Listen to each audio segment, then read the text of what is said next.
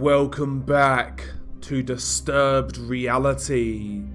Decapitation is a military strategy aimed at removing the leadership or command and control of a hostile government or group.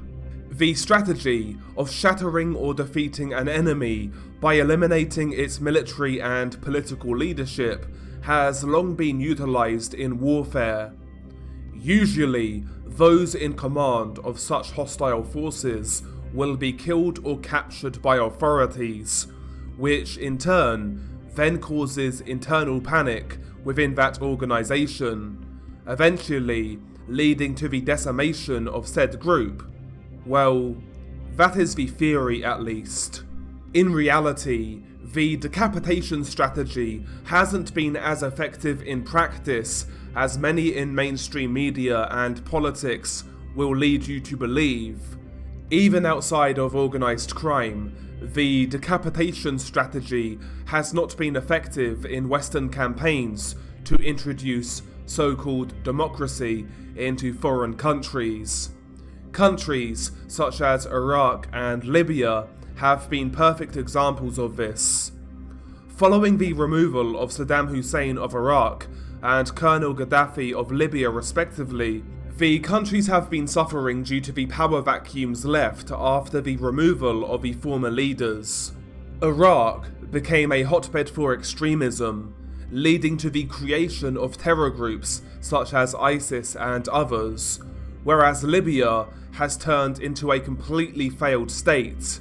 A state that once used to be one of the most prosperous countries in Africa. Libya is now plagued by extreme poverty, open-air slave markets, extremism, and violence. A separate video on Libya and the fall of Colonel Gaddafi is certainly on the list, as it perfectly highlights the failure of the implementation of the decapitation strategy. Ultimately, Libya and Iraq show that once foreign intervention is complete, the regular citizens of said countries are then left to pick up the pieces, without any help from the forces that initiated the removal of the country's leaders. The decapitation strategy has also been used by various law enforcement agencies across the world, with high-level leaders of organised crime groups being primary targets for such operations. This had been one of the leading strategies in Mexico's drug war, though the reality is, the effects it has had in combating the violence produced by such gangs is negligible at best. In fact, the decapitation strategy has arguably led to an increase in violence in Mexico. Following the third and final arrest of Joaquin El Chapo Guzman in 2016, social media commentators and mainstream news outlets hailed the capture of El Chapo, claiming it to be a huge victory in the so-called war on drugs and a nail in the coffin for the Sinaloa cartel. The trial of El Chapo was broadcast across the world. The most well-known and notorious criminal actor had his day in court and was subsequently sentenced to live out the rest of his days behind bars in the American prison system. I use the term criminal actor for a specific reason, as ultimately, the final capture, extradition and trial of El Chapo was essentially a show for the public.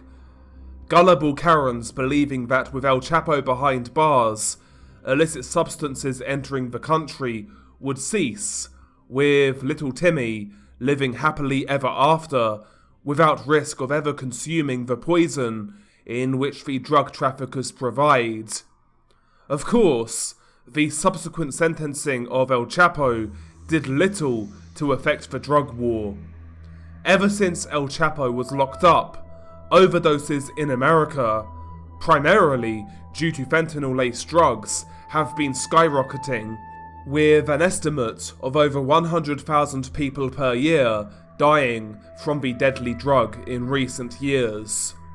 Also, El Chapo being behind bars has done little to slow down the organization in which he was a major kingpin. The Sinaloa cartel are still as strong as they've arguably ever been, being either the first or second biggest cartel in Mexico, depending on who you ask. The arrest and trial of El Chapo, as well as the arrest of his son, Ovidio Guzman, who himself was extradited to the USA on the 15th of August 2023, has only led to an increase of violence within the Sinaloa cartel. Firstly, there are factions within the organization who have been at odds with one another. It seems that the two leading clans within the Sinaloa organization have not been seeing eye to eye, one being led by Los Chapitos, the sons of El Chapo, including Ivan Guzman Salazar, and the other being led by Ismael El Mayo Zambada, the man who has been at the top of the organization since its inception, and who has been a key figure in the drug industry since the 1970s, without ever once seeing jail. The internal disagreements between segments of the Sinaloa cartel has caused violence across Mexico, but primarily in states such as Sonora. One of Los Chapitos' armed wings, Los Ninis, have been battling against Los Russos in the state. Sonora primarily being controlled by Ismael Zambada, but due to its strategic border crossing with the United States, Los Chapitos have been attempting to take the state for themselves. Ismael Zambada's decision to send Los Russos to Sonora has been blamed by many as the reason as to why the state has become increasingly more dangerous and violent within the last 2 years. Los Russos essentially have been keeping the state under lock for Ismael Zambada, pushing back the advances of Los Chapitos' gunmen. El Russo, or the Russian, is the leader of the Los Russos faction, and recently his identity was exposed to the Mexican press. His real name is Juan Jose Ponce Felix, and the nickname of El Russo is derived from his apparent love of Russian weapons. Under his leadership, Los Russos have developed the reputation of being one of the most dangerous cartel cells in Mexico. For many years, his under-the-radar approach allowed him to operate effectively. However, after his recent exposure in mainstream Mexican news, the pressure will be heaped upon him and his organization, potentially leading to his eventual capture. As of right now, the Sinaloa cartel, while still extremely powerful and influential, are primed for even more internal infighting should such high-level members continue to be captured. The hierarchical structure has been taking blows ever since the arrest of El Chapo, and in turn, all this has led to is more violence within the group and the areas in which they operate, though the level of drugs that they traffic into the USA remains the same. As well as the Sinaloa cartel, the decapitation strategy has been deployed to affect other criminal organizations throughout Mexico, though, once again, without much effect. The current situation with both the Gulf Cartel and Los Zetas are yet another example of this. Once one conjoined organization, the Gulf Cartel and Los Zetas split in 2010, then engaging in a bloody 5-year-long war. Although the Gulf Cartel would end up coming out on top, both organizations were decimated by the war. As well as both sides losing men in combat, law enforcement came down hard on both organizations, especially on the Zetas, arresting several top-ranking members and leaders, as well as killing some. Zeta leader Heriberto Lazcano was killed by Mexican authorities, and his successors, Miguel Trevino Morales as well as his brother Omar, were arrested by police. This completely destroyed the Zeta hierarchy, in turn creating division and infighting. Eventually, the Zetas would then split into various splinter factions, most notably Los Zeta Vieja Escuela, or in English, the Old School Zetas, and Cartel del Noreste, or in English, the Northeast Cartel. Despite the original Zeta organization being disbanded, the splinter groups have been causing an incredible level of violence in the states in which they operate, such as Tamaulipas and Zacatecas. The same can be said for the Gulf Cartel, who also suffered due to high-ranking members being caught or killed. The Gulf Cartel, once a powerhouse in Mexico's underworld, are no longer a united cartel. Although various splinter groups still use the Gulf Cartel moniker, many are not on good terms with one another. The Gulf Cartel alone, since their fall from grace, have disbanded into several splinter cells, such as Los Panteras, Grupo Sombra, Los Ciclones, Los Metros, and Los Rojos, to name a few, essentially leading to one big clusterfuck in the region in which they operate, which is primarily in the state of Tamaulipas. Although none of the Zeta and Gulf Cartel splinter factions are as powerful as their original organizations, the fact that they have multiplied has in turn created a devastating impact on human life. In 2023, many tend to believe that a mega cartel such as CJNG or Cartel de Sinaloa are responsible for the vast majority of violence committed by drug cartels against regular citizens. However, the reality is, cartels such as CJNG understand the benefit of PR and public relations. While they certainly affect the average citizen in the areas in which they operate, they will tend to try to keep violence to a minimum against the general public. However, smaller cartels and splinter cartels are far more prone to victimize the local population, engaging in crimes such as extortion and kidnap, which can then in turn lead to more violent crime such as murder. Splinter factions, due to not having the influence and drug corridors of larger cartels, tend to rely on crimes such as extortion and kidnap to earn their living, as well as local drug dealing. The crimes that smaller cartels and gangs participate in tend to affect the local community more so than the likes of CJNG or Cartel de Sinaloa. Speaking of CJNG, the origin of a cartel once again can be attributed to the failure of the decapitation strategy.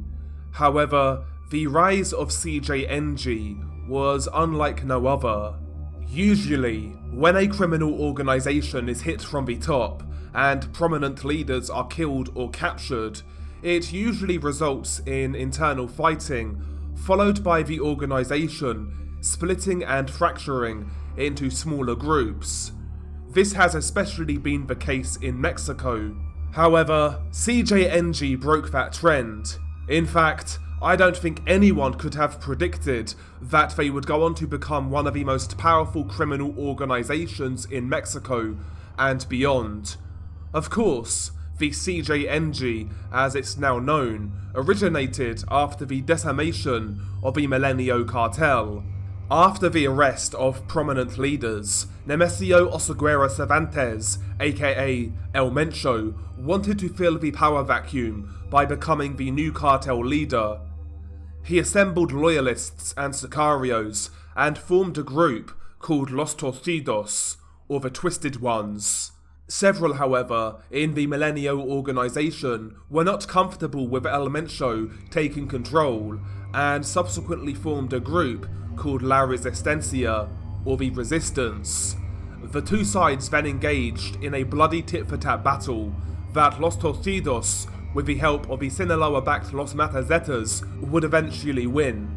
Leader of Los Mata Zetas, Nacho Coronel, would eventually be killed, essentially causing a merge between the Mata Zetas and Los Torcidos, with El Mencho now in full complete control.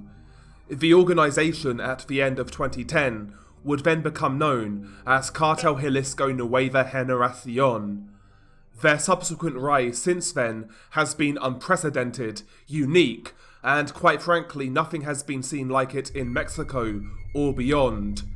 I could go on and on and on, continuing to highlight the failure of law enforcement and government agencies on both sides of the border when it comes to tackling drug cartels.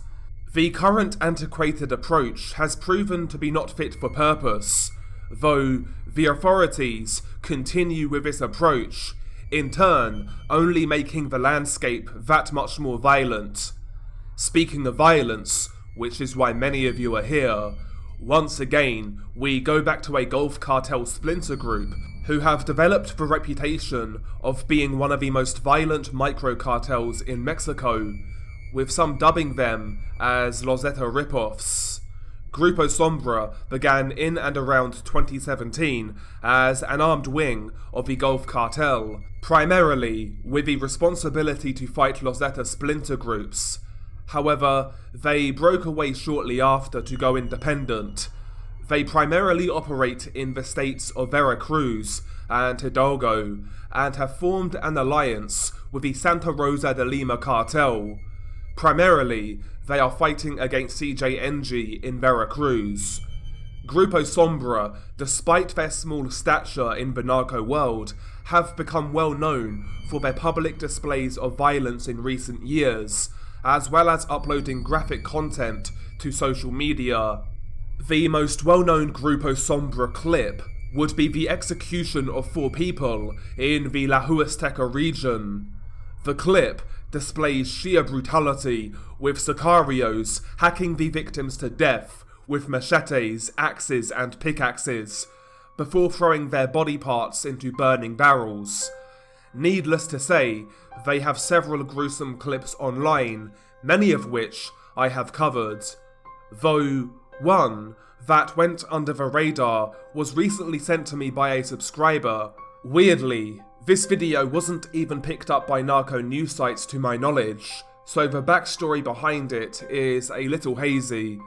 Though I managed to receive a translation for the video, and I'd like to thank JJ or John on Twitter for the translation.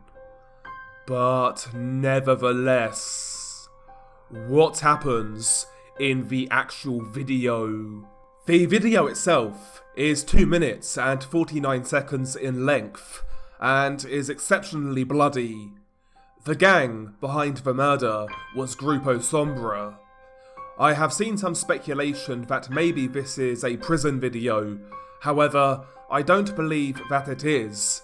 It just seems like the victim was being held in a cartel safe house, more so than a prison cell. As you play the video, you are greeted with the sight of the victim, who is a young man, appearing to be in his late teens or early 20s, staring into the camera. His hands have been tied, and his mouth has been gagged. The victim is sweating profusely, and the look on his face is something that I can only describe as a 1,000-yard stare. It almost feels as if he's looking straight through the camera at you as you watch. After 3 or 4 seconds or so, the video then jump cuts. This time, you see the back of the victim as he's kneeling on the ground. You see his hands as they are tied behind his back, and you see a sicario who is wearing black with white surgical gloves, holding a blade, and holding one of the victim's hands. It's worth noting, you never see any of the sicario's faces in the video. The sicario grabs the victim's left hand and pulls it slightly. He then places the blade on his wrist, which appears to be brand new and mega sharp. He then starts to slice into the victim's wrist, cutting around the wrist and in between the joints. He isn't trying to cut through the bone. The victim can be heard grunting and groaning through his gag. The Sicario starts by cutting the side of a wrist and then around in a clockwise motion. He cuts through the flesh easily as the victim can be heard groaning. Blood leaks and drips onto the floor, and after 20 seconds or so, the Sicario, having cut all around the wrist joint, then tries to pull off the victim's hand by twisting it. However, it appears that ligaments and cartilage are still keeping the hand attached. He cuts again and then tries to twist the hand once again. Looking closely, you can actually see the white of a ligament.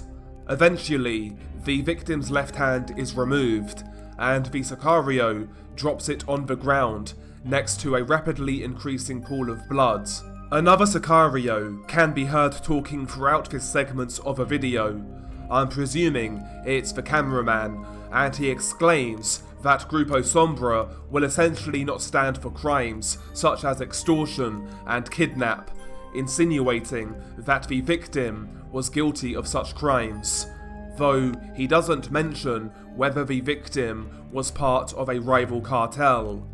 He also mentions that a man with the name of Miguel Agral is on their hit list, due to him being a snitch. It also seems like the victim is trying to speak through his gag after his left hand was removed. The Sicario then repeats the process and starts cutting off the victim's right hand. Due to the small room and the angle of how the victim is restrained, the Sicario appears to have a harder time with the second hand. Nevertheless, he continues to cut and slice away as blood then starts to cover and drip all over the victim's back. The video jump cuts and it then shows the Sicario placing the two dismembered hands on the victim's back. He balances them as the victim is laying face down hunched over. I actually think the victim is dead in this segment as he doesn't move, though it's hard to tell. Once again, the video jump cuts, showing how the Sicarios killed him. It shows the Sicario halfway through the beheading process, and the victim appears to be dead. He has a huge gash on the left side of his throat, and at the back of his neck. The Sicario completes the beheading surprisingly quickly from there, cutting through the spine and remaining strands of flesh. He pulls the head after he's cut through the spine, and cuts at the same time, and you audibly hear the tearing of flesh in the echoey room. The Sicario then holds the bloody head up to the camera. He slaps it several times with his knife, mocking the dead victim. The last scene of the video shows the Sicario completing the dismemberment of the victim's left arm, which is where the video actually ends. This one is I don't want to say a rare one, but a cartel video that never really made the rounds. Sometimes such videos garner a lot of traction online, other times not so much, and this is one that kind of fell under the radar, so to speak, though it is very brutal, and, you know, looking at how young the victim is, it's just depressing, it really is. He looks like a regular college kid, you know, like a normal kid. But ultimately, it's a very graphic video, it's depressing, but it's reality of what is going on right now and what's been going on basically since the turn of the millennium. And yeah, thank you to the subscriber who recommended this case. And that is it. That is the video. I hope you enjoyed it, if you can enjoy this sort of content. If anybody else would like to recommend cases, please feel free to follow me on Twitter. Link will be in the pinned comment, you can DM me. And also, if you could follow me on Twitch as well, link will also be in the pinned comment. Come and check us out. But anyway, as always, stay safe, and I'll catch you on the next one.